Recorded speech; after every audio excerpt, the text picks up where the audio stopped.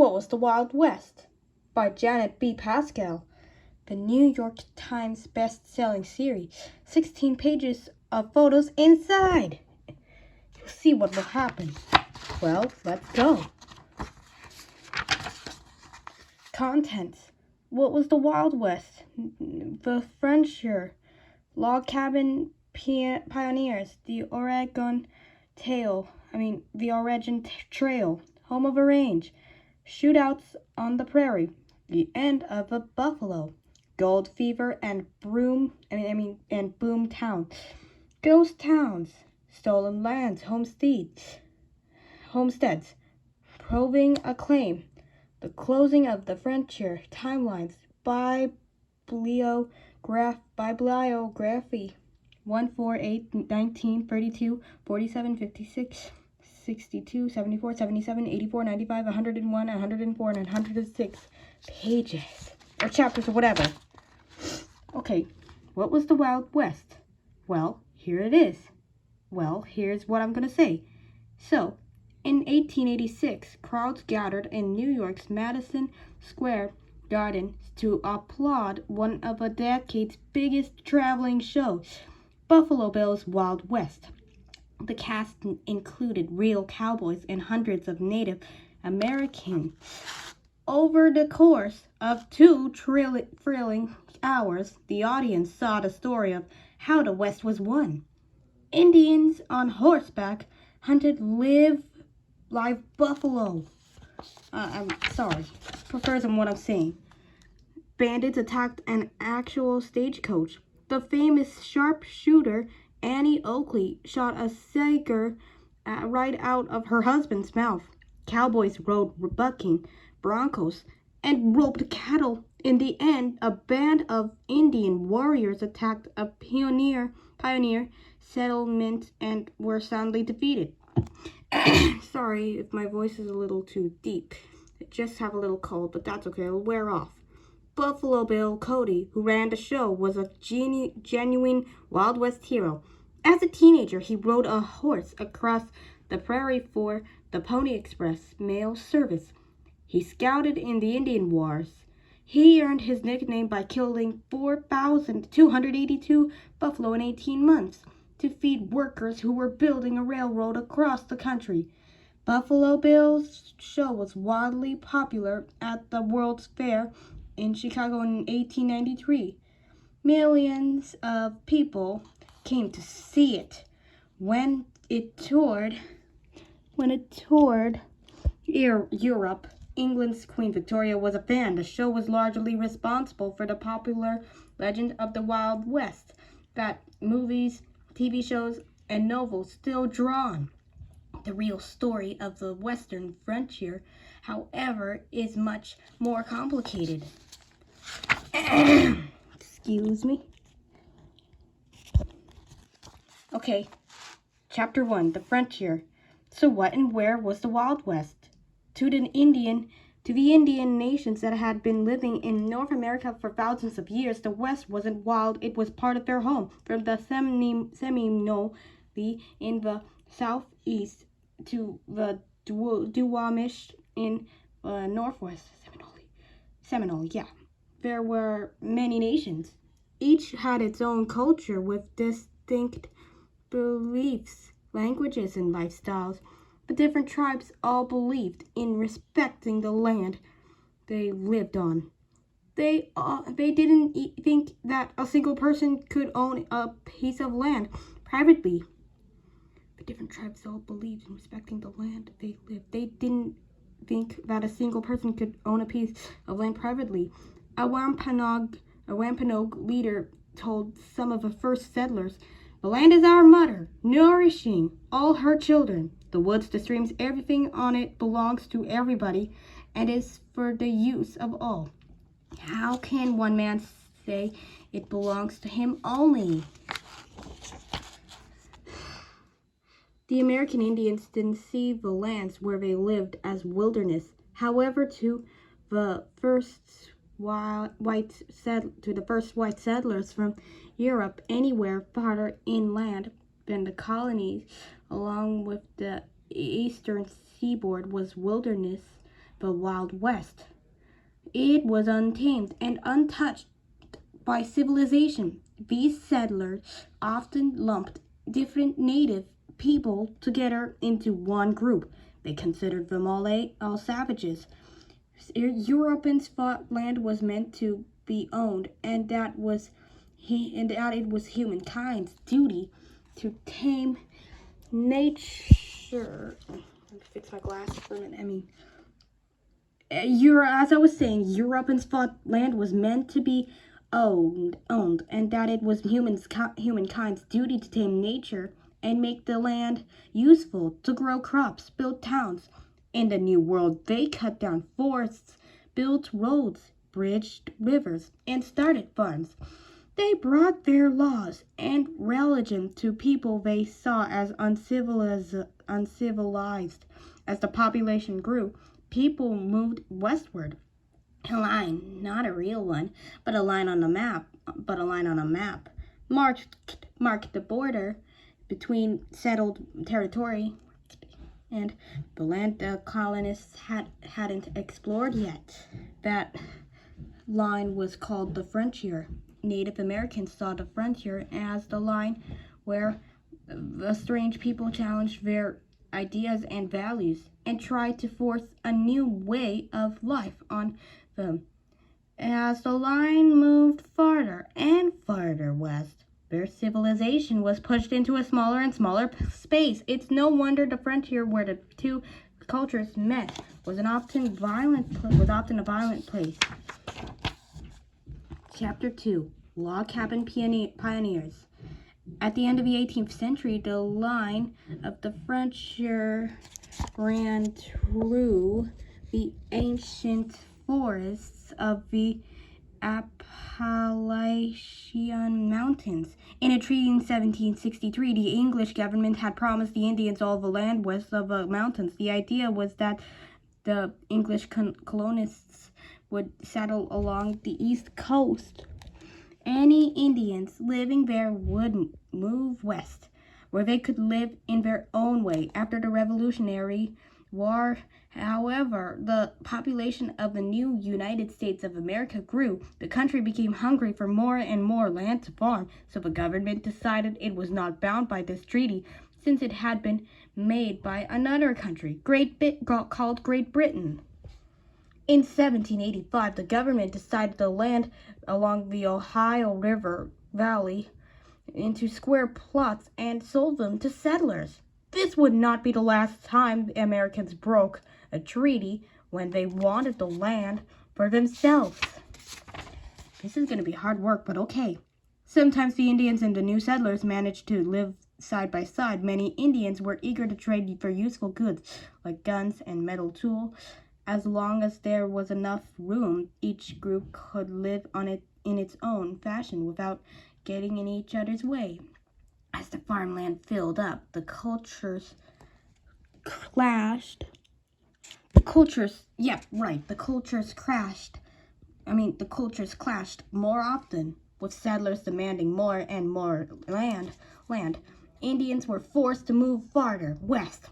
However, some Indians attacked settlers who were taking over their hunting grounds. They burned cabins and killed or enslaved the people living there to the U.S. government. This just proved Indians were savages. Right. Building a log cabin for the settler, turning the ancient forest into a home was hard work. First, they had to cut down huge trees. Then, they dug up the stumps and cleared out the rocks to make a field to farm. They needed to build a place to live. There was no stores to buy building material, but there were lots of logs, so they built log cabins. This didn't even require nails. All they needed was an axe. To build the cabin, a settler chopped a notch near each end of the logs. He lifted the notches into each other smoothly so there wouldn't be any gaps. Then he filled in the chinks between the logs with mud. Most cabins had one room. If there were windows, they were covered by shutters or animal skins, not glass. Working alone, a man could build a log cabin in about a week, but it was much easier with a group of people. Neighbors from miles around world gathered to help build and to enjoy one another's company. The log cabin became a symbol for how Americans wanted to see themselves. That living in one showed you were brave, strong, and independent. Seven U.S. presidents were born in log cabins.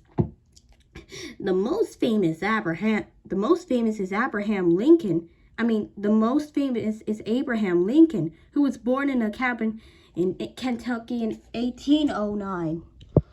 Oh, I wasn't born in that year, but that's okay. I'm fine. While settlers were slowly clearing patches of forest, another group of men was ranging over the continent. These were the fur trappers, or mountain men. Fur was one of the most valuable goods in the New World, had to sell abroad. Beaver skins were in special demand. They were used to make the hats that everybody wore, especially gentlemen's tall top hats. Mountain men were hired to go deep into the forest and trade with the Indian for furs. They depended on friendly Indians to help them survive. Most of them adopted Indian customs, and many of them married Indian women. Starting in 1825, a giant fair called the Rendezvous. Say, rendezvous, rendezvous. Yes, I said it already. Rendezvous was held once a year out of the wilderness. Thousands of trappers, Indians, and traders gathered together for a month to buy and sell furs. One mountain man described the meeting as mirth, songs, dancing, shouting, trading, running, jumping, singing, racing, target shooting, yarns, frolic, with all sorts of extravagances that white men or Indians could invent. Then the trappers went back into the forests. Many of them didn't see settled land for years. Oh, and by the way, the mountain men became folk heroes. They told amazing stories of their adventures. One described how a grizzly bear took his whole head into its mouth. His scalp was torn off, but his friends sewed him back together. Then he went on as if nothing had happened. Another ran out of food, so he roasted his leather moccasins over the fire and ate them. The beaver fur trade boomed until about 1840. The beaver hats went out of fashion. Many fur traders were out of work. Since they had spent so much time exploring the wilderness, they knew the land better than any other settler. Many of them became useful as guides to people hoping to move farther west. I just have a little cold. I'm gonna be fine. Daniel Boone, 1734 to 1820. Daniel Boone was the most legendary mountain man of all. In 1775, he discovered one of the few paths that crossed the Appalachian Mountains into Kentucky. Later, he led people over it to start one of the first settlements west of the mountains. He became the hero of many tall tales. Okay, so it was said that once when he was attacked by a bear, he reached all the way down its throat, grabbed its tail, and yanked until he had turned the bear inside out.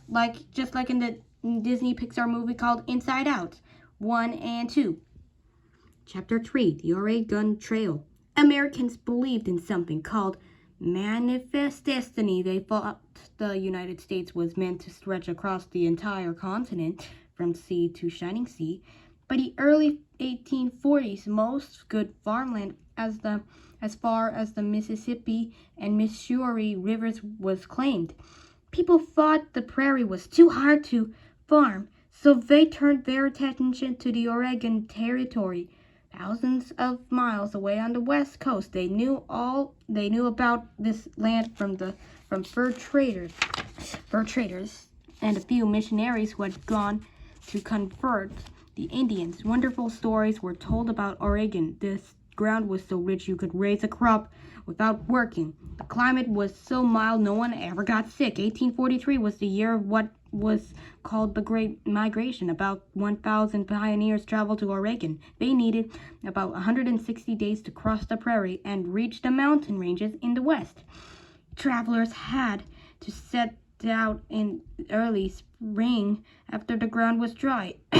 Otherwise, their wagons would get stuck in the deep mud, and they had to cross the mountains before winter snows made it too dangerous.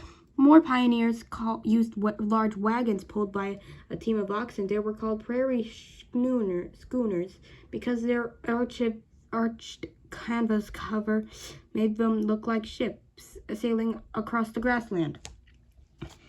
They were packed so full there was no room to sit. People chose what to pack very carefully. They needed enough supplies to survive the trip and to start a new life. Sometimes they also took a few precious treasures such as pianos, books, or china. Later, when travel got rough, they might have to abandon these things at the side of a trail to lighten their load.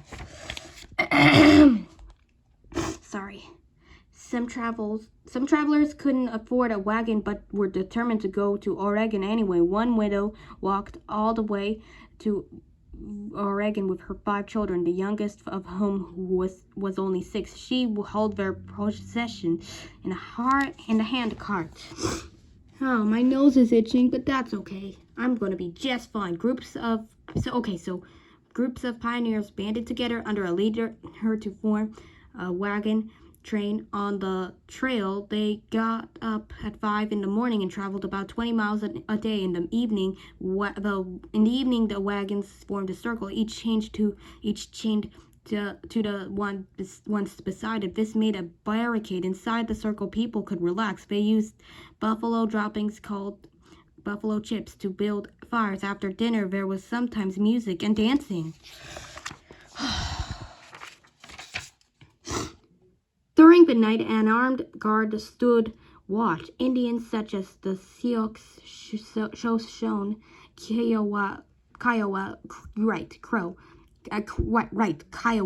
and Paiute lived along the trail. People were afraid they would attack the wagon trains who were traveling over the Indians' land. The pioneers did not treat it respectfully.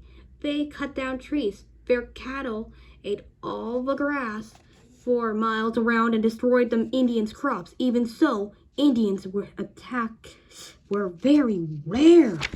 Oh dear. Still, crossing the plains was a hard, dangerous trip. The pioneers moved in a choking cloud of dust. There were swift rivers that the horses and cattle had to wade or swim across. Sometimes there were storms with winds so strong the wagons had to be chained together so they wouldn't blow away.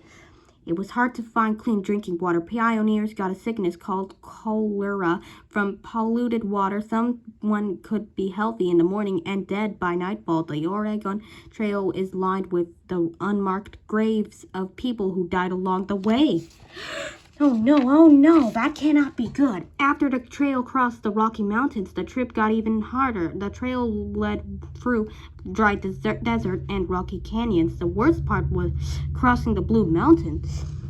There was no good pass there. Sometimes the rocks were so steep that people had to take their wagons apart. They hauled their wagon and belongings up piece by piece and then put the wagon back together. On the other side of the pass, as the city of the Dallas parties split off, depending on where they wanted to go. The official end of the Oregon Trail was Oregon City. By 1860, more than 300,000 pioneers had traveled the Oregon Trail. Their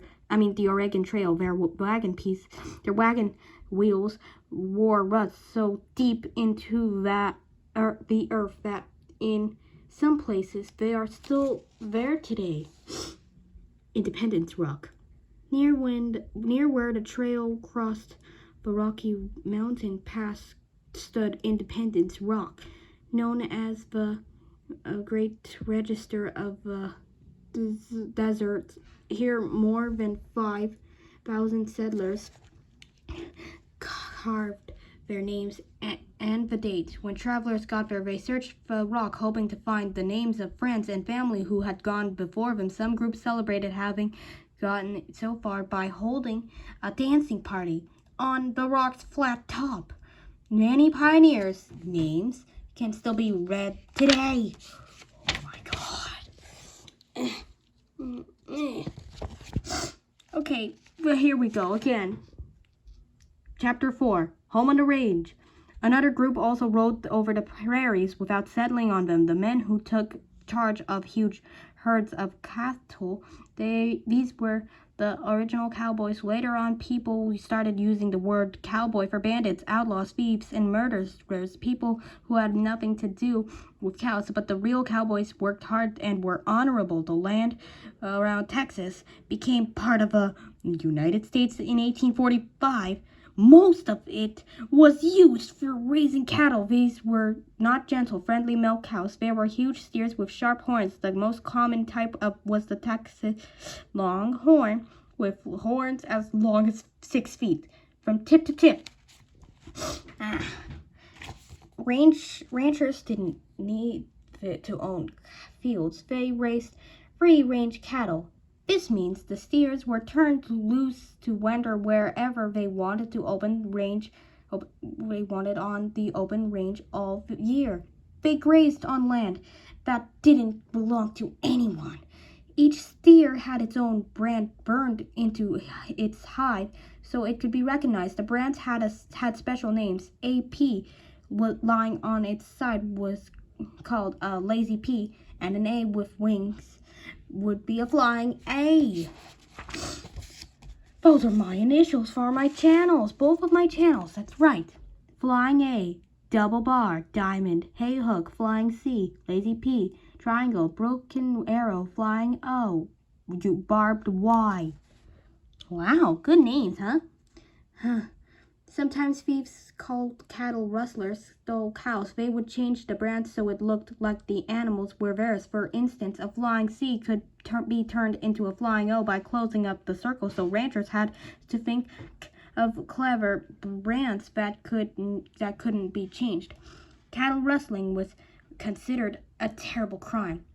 If a rustler was caught, he might be killed on the spot. Cowboys needed boots that were strong enough to be worn for many days while riding. A cowboy's hat had to be waterproof, with a broad brim to shield the wearer from fierce sun. They were called 10-gallon hats. No one knows why for sure. Even the biggest hat could never hold 10 gallons. Leather coverings over their pants called chaps protected their legs from being scratched by the bushes around their necks. They wore bandanas to prevent sunburn. Sometimes they covered their mouths with the bandana to keep themselves from breathing dust. Cowboys used a looped rope called a lasso to grab steers and to capture wild horses called broncos. Training these horses took courage. Few men could stay on the back of a bucking bronco for long. Cowboys sometimes got together to compete with one another and show off their skills in roping and riding. These gatherings grew into shows called rodeos. Not Romeos, but okay. Some cowboys became famous for their courage or their crazy stunts. The half-black, half-Indian Bill Pickett was known for bulldogging. When he wanted to capture a steer, he would jump off his horse, grab the steer by the horns, and bite its lip. Wow, that's dangerous. Black, white Indian, and Hispanic cowboys all worked together on the ranch. They lived together in a large bunkhouse. Every spring, they rounded up the herds and drove them to market. At first, this wasn't a long trip. Ranchers sold their cattle in nearby towns, but by the 1860s, train lines were beginning to stretch out from the east coast cities to new cow towns on the edge of a prairie. Ranchers could sell their cattle for more money in these towns. Places like Wichita or Abilene in Kansas. Then the meat was shipped back east. Soon herds were being driven hundreds of miles north over the prairie every year. All the cattle in the world seemed to be coming up from Texas, one cowboy remembered. Oh, a cattle drive could last over 3 months. The herd grazed along the way so they would stay fat and sell for a good price. 10 or 15 men could control 2,000 or more cattle, moving about 10 miles a day. The group included the trail boss and the wrangler who took care of the horses. With them traveled a cook in the chuck wagon that was loaded with supplies. The cook, called Cookie, I love cookies, was a very important man. He carried his tools and sewing supplies and acted as doctor. His wagon was the social center where everyone gathered to relax. His most important job was serving up 3 hot meals every day. He might make sourdough bread, biscuits and beans, potatoes, stew or pie, or from dried fruit. Coffee had to be ready all the time. The first pre-roasted coffee beans were invented to fill the need for coffee that was easy to make anywhere, even on cattle drive. Okay, so every package was sold with a stick of peppermint candy. I love peppermint candy. The cook would use the candy to bribe one of the cowboys to grind the coffee beans for him. Good coffee was called 6-shooter because it was supposed to be so strong a gun would float on it. Bad coffee was coffin varnish. I hate coffin varnish, do ya? Okay, let's continue. Sitting around the fire at night, the cowboys would sing. Some of their songs were very rude, but others were sad. The most popular was called Bury Me Not on the Lonesome Prairie. It told about a young dying cowboy who wanted to be buried back home. He was buried on the prairie anyway, and whenever cowboys get past his grave, they threw flowers.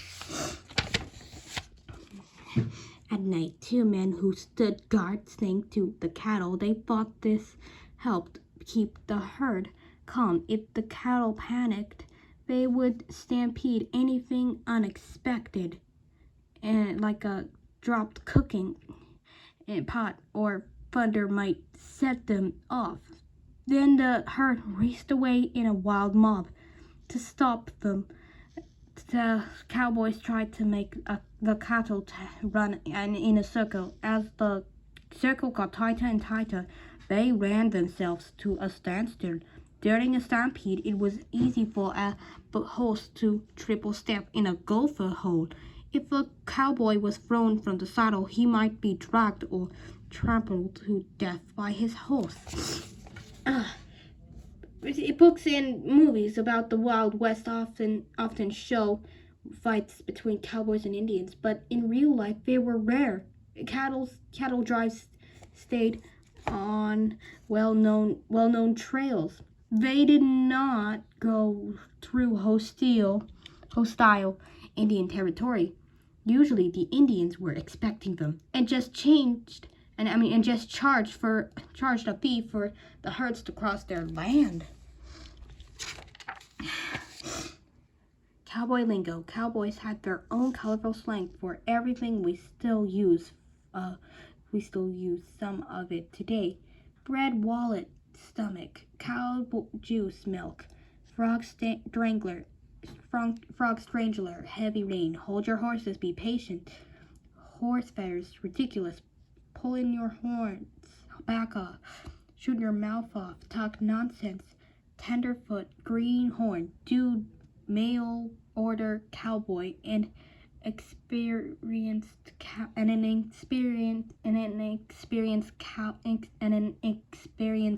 cowboy. Whistleberries, beans. Chapter 5, Shootouts on the Prairie. That's my favorite. Prairie towns where the cattle drives ended were very rough places. They were full of hustlers, gamblers, and prostitutes hoping to make money from the cowboys. In 1870, only 500 people lived in Abilene, Kansas, but there were 32 saloons. With so many drunken strangers around, the things sometimes got violent.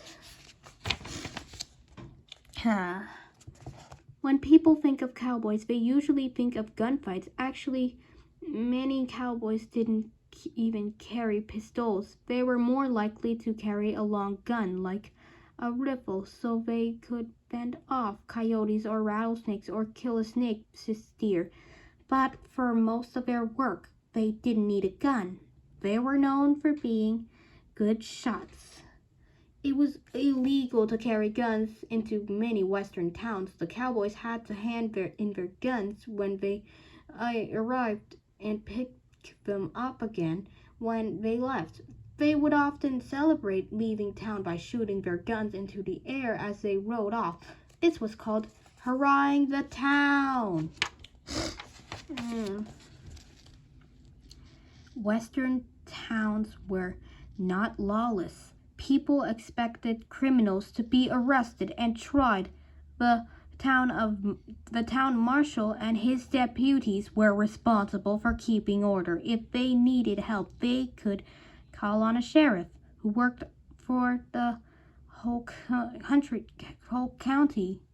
If a town was too small to have its own judge, it waited for a circuit judge who rode from town to town holding trials. Criminals were supposed to be held in jail until then. In movies, two gunmen are often shown facing off in the town's main street. The man who draws, aims, and shoots the most quickly wins. In real life, most shootings were sneak attacks, not duels. But a few real duels did happen. A famous one was fought in 1865 in Springfield, Missouri. Wild Bill Hickok was a professional gambler. During a poker game, a man named Dave Tutt grabbed Hickok's gold pocket watch. Tutt said that Hickok owed him for a gambling debt. He announced that he would wear the watch in public. Hickok answered that if Tutt did, he was a dead man. That evening, the two men met up. Both drew and shot at the same moment. Tutt missed, and Hickok's shot killed him. Oh, gee. Oh, my. Ow. Okay, back to where we have been started. Hickok was arrested and tried, but the jury decided it was a fair fight. He later worked as a sheriff and a marshal in several towns in Kansas. In 1876, Hickok was shot in the back while playing poker. The hand of cards he was holding, is still known as the dead man's hand. The open range lasted only a few decades. The prairie seemed endless, but it was not settlers were beginning to claim land in what would become the Midwestern state. They didn't want other people's cattle grazing on their land and eating their crops. Farmers wanted to build fences to keep cattle off their land. Some ranch owners wanted to fence in the land their cattle grazed on so no one else could use it. But on the prairie, it was hard to find good material to build a fence. This changed in the late 1860s when barbed wire was invented. It was light, cheap, and sharp. The invention of barbed wire led to the fence cutting wars of the 1880s. Some farmers built fences right across cattle trails, ranchers fenced off areas of prairie stretching from horizon to horizon, so only their own cattle could graze there. They didn't always own the land, but neither did anyone else. Anti-fencers secretly cut through the barbed wire in the middle of the night when ranchers lay in wait to stop them. Deadly gunfights broke out. To defend his fences, one man planted bombs at the base of the posts. If someone tried to cut the barbed wire, the bombs would go off. The government sided with the fence builders and passed laws to protect the fences. As more and more land was fenced off, wandering herds sometimes starved. Then came the terrible winter of 1886 to 87. It was so cold that millions of cattle on the open prairie died. Some froze to death, and some so suffocated when their breath froze. Cattle owners lost most of their herds. That was the end of the open range. From then on, successful ranchers owned their land privately. They confined their cattle in fenced areas where cowboys could keep an eye on them. As railroad lines reached more and more western towns, the herds of cattle didn't need to be driven so far in order to reach a place where the meat could be shipped east.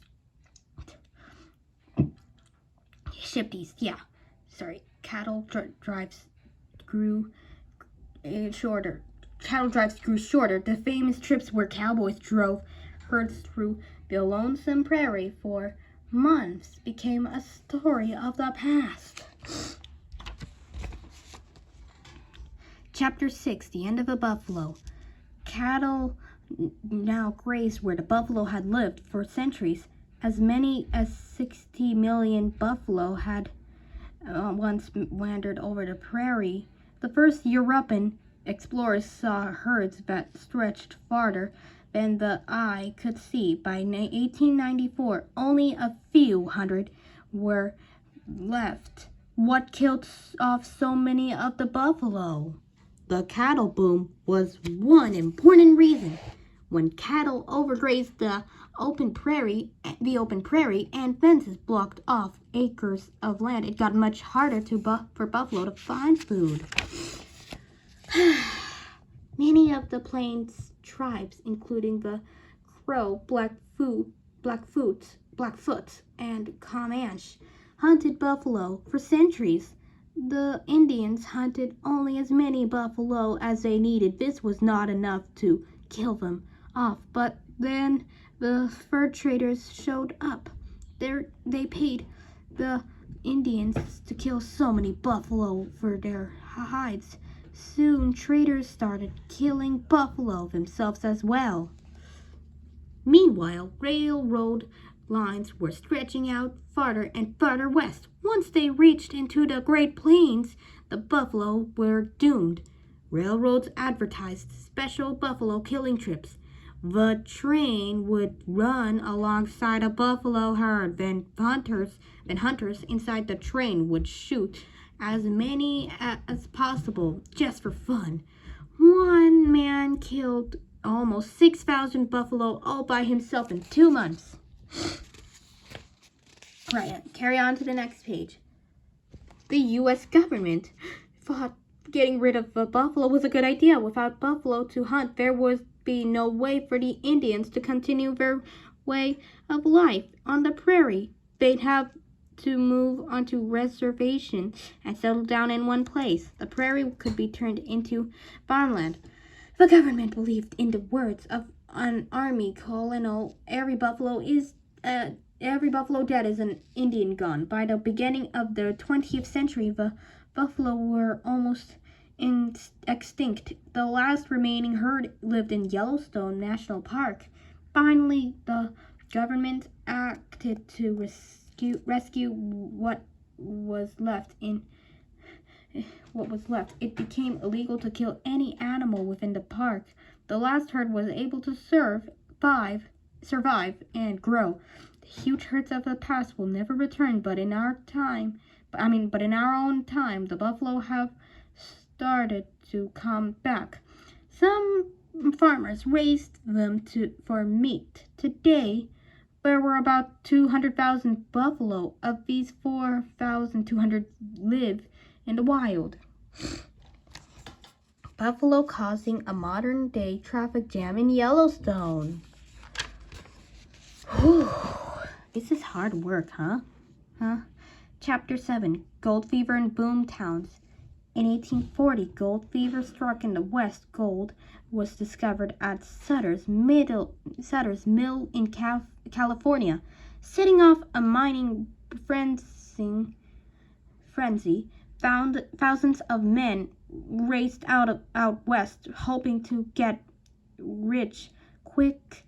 In 1849, the wildest year of the gold rush, about 80,000 hopeful miners made the journey. They were known as the 49ers. The California Gold Rush is the most famous because it was the first and the biggest. But in the following years, there were similar mining rushes all over the dry, rocky lands of the West. The lands sometimes belonged to Indians, but few people cared. The Black Hills of South Dakota are sacred to the Sioux and Cheyenne Indians. An army officer named George Custer was sent to force the Indians out. The Indians fought back fiercely. After a series of bloody battles, Custer and all his men were killed at the Battle of the Little Bighorn, known as Custer's Last Stand. Despite this victory, the Indians were driven out, and soon mines were being bored into the sacred Black Hills. Mining towns sprang up almost overnight. They were known as boom towns. At first, the miners lived in tents. If the deposit called a bonanza was good enough for them to stay, they would build wooden shacks and a few businesses, like a post office, a general store, or a hotel, and of course, a few saloons. I love that stuff. Miners worked long, hard hours with little time for anything else. Men usually came alone. They hoped to become rich and then rejoin their family. A boom town might have as many as 9 men for every woman. Mining towns were rough places. Robbery was a common crime. Gangs of robbers would lie in wait in a narrow pass to ambush a stagecoach or wagon loaded with money and precious metals. Stagecoaches carried armed guards, so robberies often turned into deadly gunfights. One famous stagecoach robber was Black Bart. He dressed like a gentleman and treated his victims with great politeness. He sometimes left pieces on his own poetry at the scene of his crimes.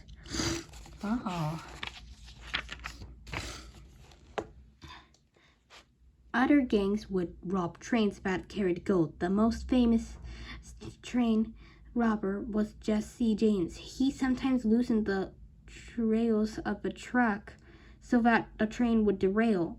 Then he went through the cars robbing passengers. James and his gang also robbed banks. The gang sometimes committed robberies in broad daylight. They would show off in front of an admiring crowd before escaping. Not only the trains were dangerous, so was the Pony Express. The Pony Express. In 1860, the Pony Express was created to deliver the mail by fast horses. Some riders were as young as 14. I was 14 a long time.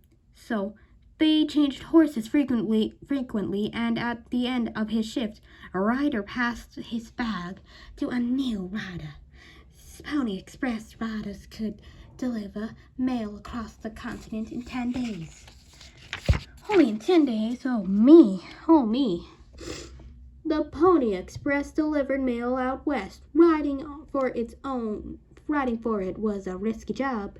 Riders were sometimes targeted by thieves, and the route passed through the territory of the Paiute Indians, who were at war with the United States. The war prevented one Pony Express delivery from being made. This was the only time it ever failed to deliver the mail.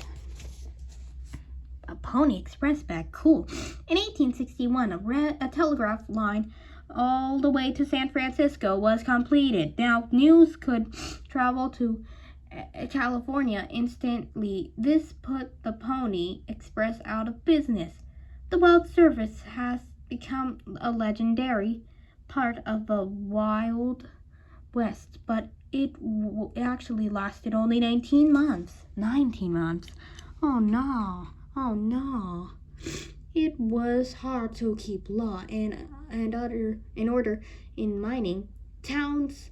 The country sheriff might be in another town and hard to reach. For day-to-day problems, people turned to the town marshals. Some town marshals were legendary. Willie Kennard of Yankee Hill, Colorado, was one of the West's few black marshals. When he applied for the job, he was asked to prove himself first. He shot both guns out of the holsters of a murderer he was trying to arrest. Then he shot each of a man's two companions through the head before they could finish drawing on him.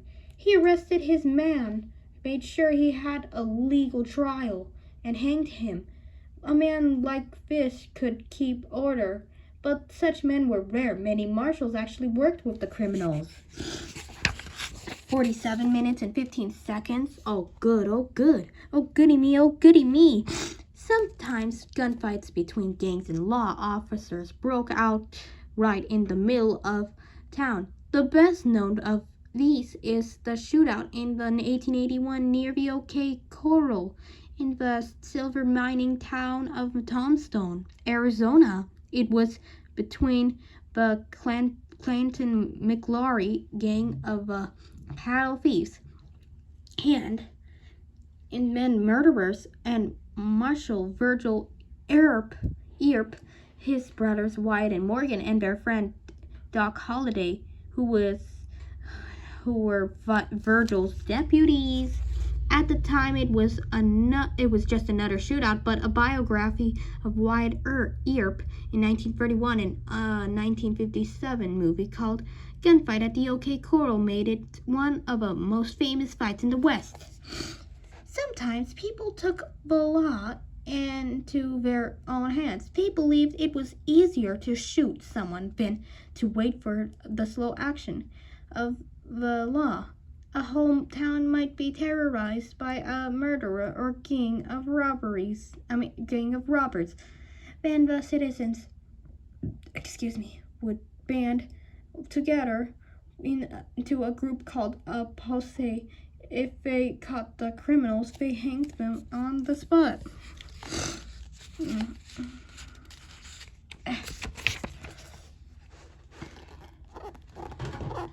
Wow, I can feel it. It's rubby. Chapter 8, Ghost Towns. If the mines prospered, the boom town grew into a real town. People built churches, libraries, theaters, and schools. Some miners settled down and began to raise families. Their wives often ran boarding houses for miners. They offered the men a clean bed and hot meals.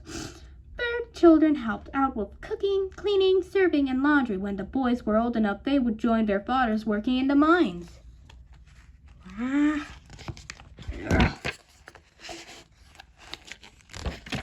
You see all those pictures? They're pretty great. But a bit rubby though because I can't read. But I can read once I get there.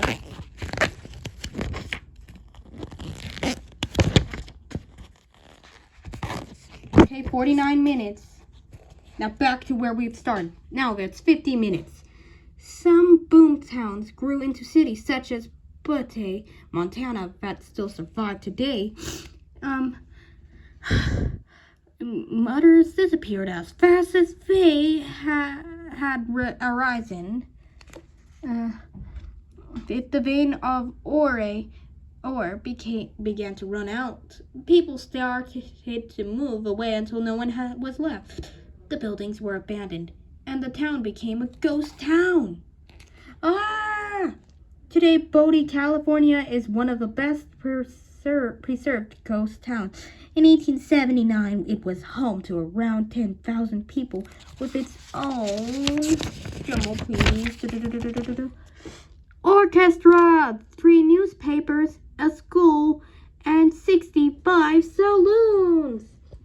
3 years later, the boom ended. Still, Bodie managed to survive as a small town until the 1930s. When a fire swept through, after that, only 6 people remained. Once they died, Bodie was left alone with its ghosts. The buildings are still full of furniture and personal belongings in bedrooms. You can see fancy wallpaper peeling off the wall and carved beds, and in the taverns, glasses and bottles still sit on the bar. Today, Bodie is a state open to the public. Chapter 9. Stolen Lands. By the 1860s, the Great Plains were the only area of the United States that was inhabited mostly by the Indians. Congress decided it was time to take ownership of his last holdout. They wanted to divide the Great Plains into small farms owned by single families. In 1862, they passed the Homestead Act. This let anyone who was an American citizen or wanted to become one claim 160 acres of government land for only $10. Indians weren't included. They didn't become American citizens until 1924. If the settlers built a house on the land and managed to farm for 5 years without starving, the property was theirs. The act didn't restrict who could claim land. A woman could do it, or an immigrant, or a black person. Okay, one area of the prairie was not included in this act. A large piece of land covering part of what is now Oklahoma, Kansas, and Nebraska was officially Indian territory. The government had forced many groups of Indians to live there and promised they would keep it always.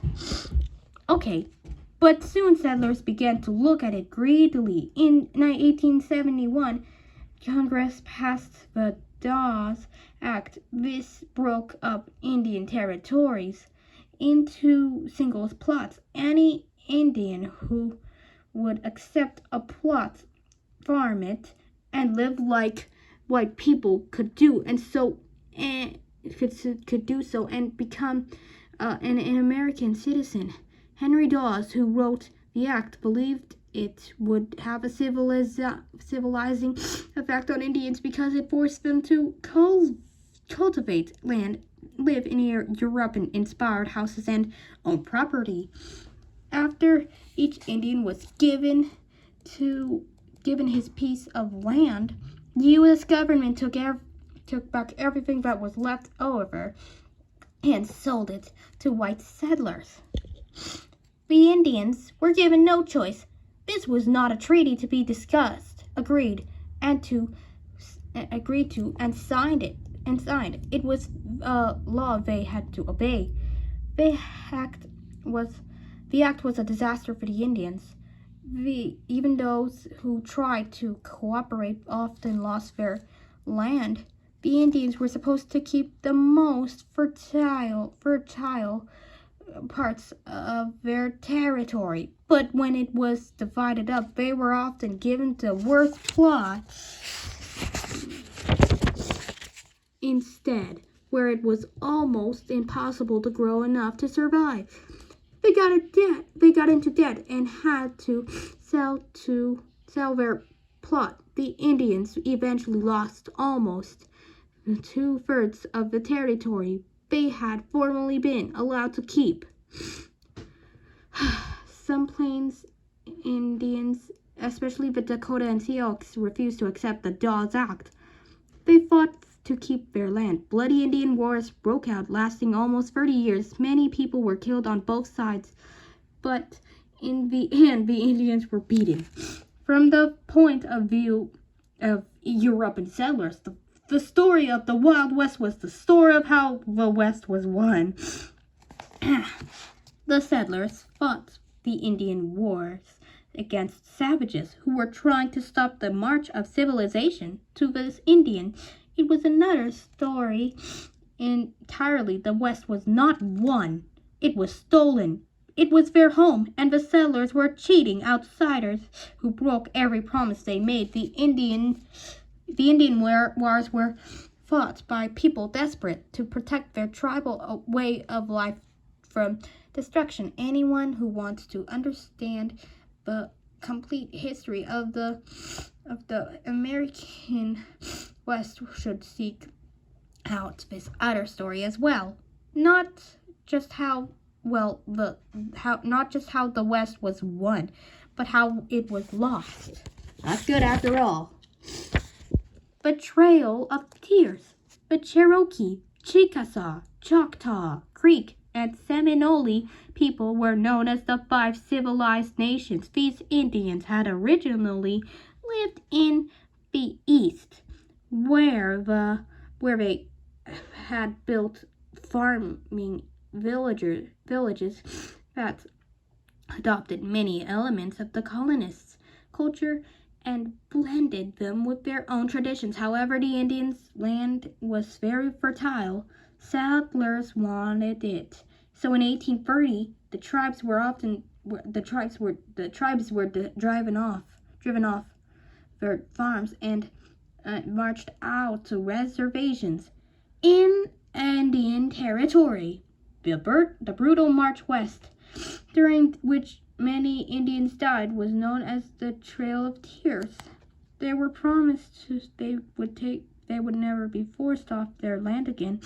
Indian territory would be theirs to keep for as long as the grass grows and the water runs. It did not take long for this promise to be broken. Chapter 10. Homesteads. Before the Homestead Act, few people had wanted to settle on the prairie. But now that the land had been opened up, many changed their minds. As prairie towns grew, community leaders wanted to attract more people. They advertised to poor peasants in Europe. They described how much better life would be in the American West. Many European immigrants sailed across the Atlantic, got off the boat in New York City, and immediately headed out to Kansas, Wyoming, Colorado, or Dakota Territory. Oh my God, this is so many. All right, let's get started. Back to where we had started, shall we? All right, so people from the same country often found land to claim near one another. So towns sprang up that were entirely German, Swedish, or Norwegian. Often settlers continued to speak out their own language and keep their old customs in the new world.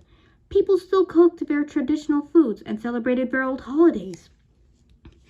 Some of the people who took advantage of the Homestead Act were former slaves. After the Civil War, they faced violence and discrimination. In the South, many had to work for their former masters in conditions that were not much better than slavery. Some black activists thought the best way to former slaves could help themselves was to make a new start somewhere else. Come west. It is better to starve. Come west. It is better to starve to death in Kansas than to be shot and killed in the South, one newspaper editorial urged. Oh, there's 1 hour and 3 seconds. Okay, so Kansas was the most popular destination in the year before the Civil War. Every time a territory became a new state, people had fought over whether it would be a slave state or a free one. The battle in Kansas had been so fierce that people called it Bleeding Kansas. Now that the war was over, many blacks remembered how hard people in the state had fought to resist slavery. About 50,000 former slaves moved to Kansas. Okay, 1 hour and 50 seconds. Most traveled partway by boat along the Mississippi River, but some determined blacks who couldn't afford the fare walked all the way. They called themselves exodusters because they were moving to a free land, just as the Israelites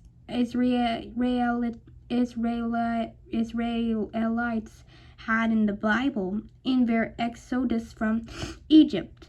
Several groups founded all black towns. The most successful of these communities was Nicodemus. The first settlers, they were so poor they couldn't afford farming equipment, but they survived.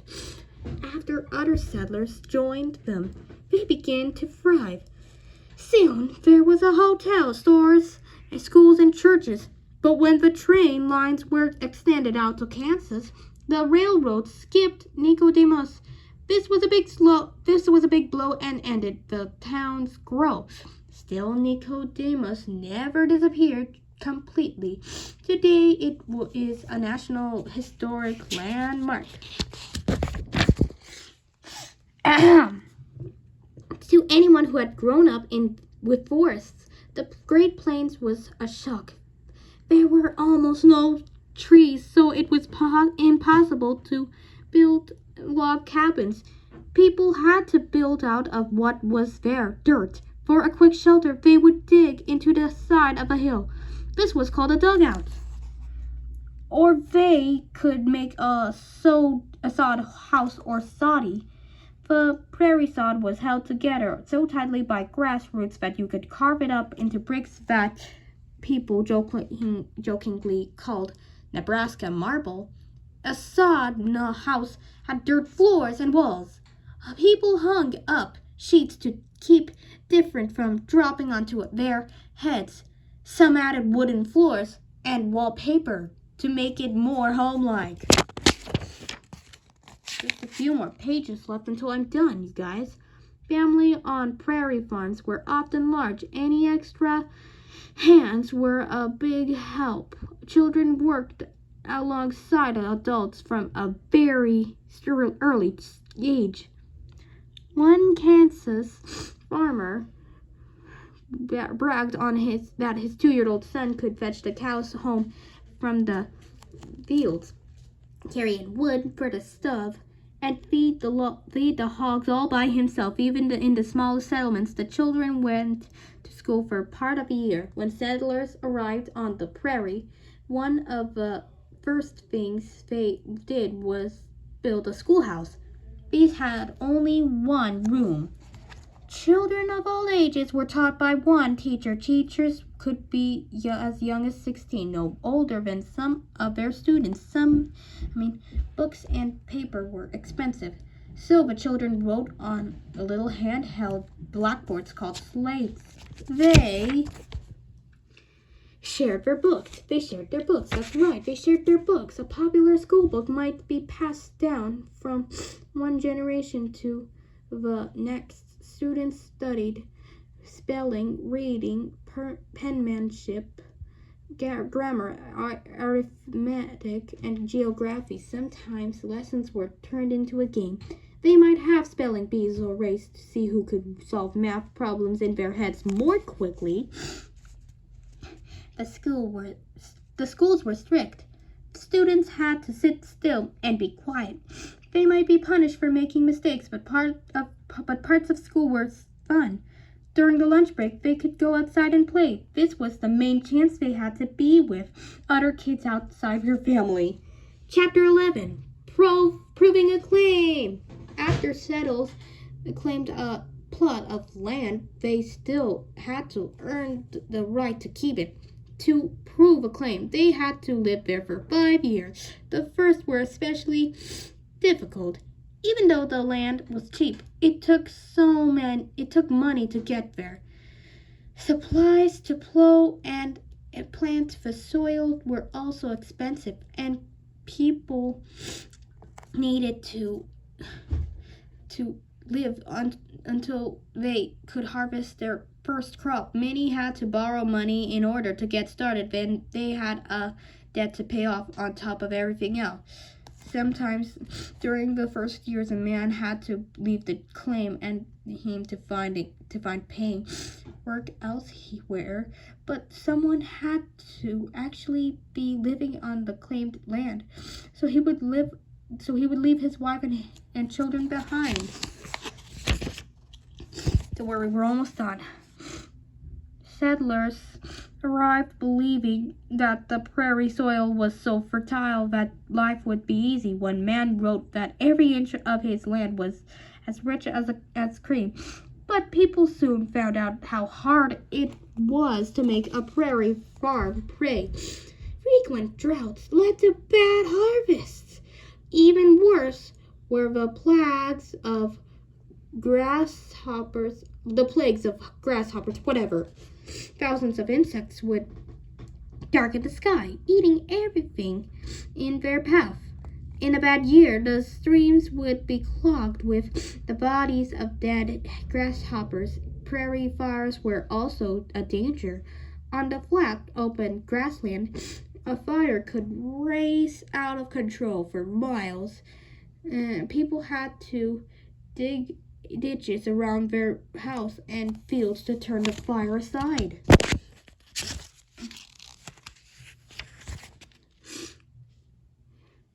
A different kind of problem was loneliness. In Europe, peasants had lived in small close-knit